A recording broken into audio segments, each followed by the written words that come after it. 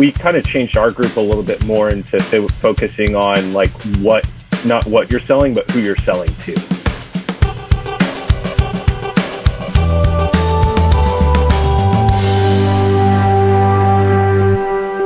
It's more of a partnership, and it's a bigger commitment. There needs to be rapport. There needs to be trust. Prices are not pitched in the first call. We need to learn their business objectives. We need to have an internal meeting and build a proposal before a price is ever conveyed to the client. That's part of the conversation with our team, is that's been used to selling something in a transactional way.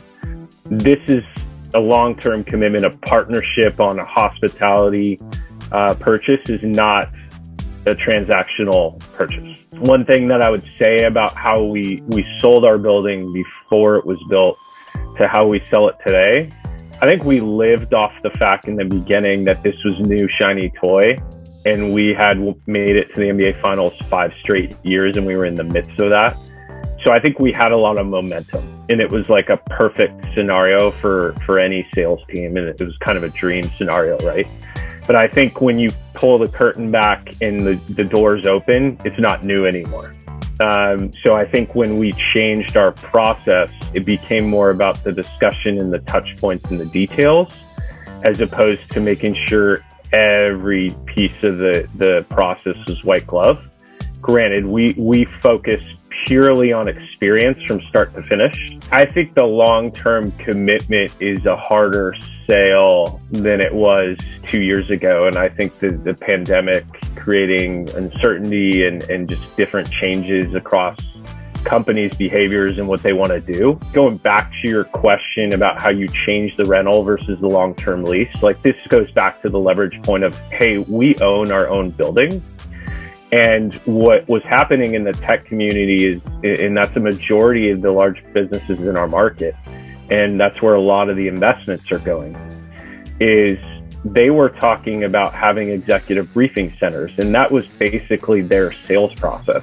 Their sales model most of the time was to have meetings in their office, bring the decision makers to walk through an executive briefing center, very similar to how we build preview centers. And I've been in a few where some are immaculate, some are just rooms.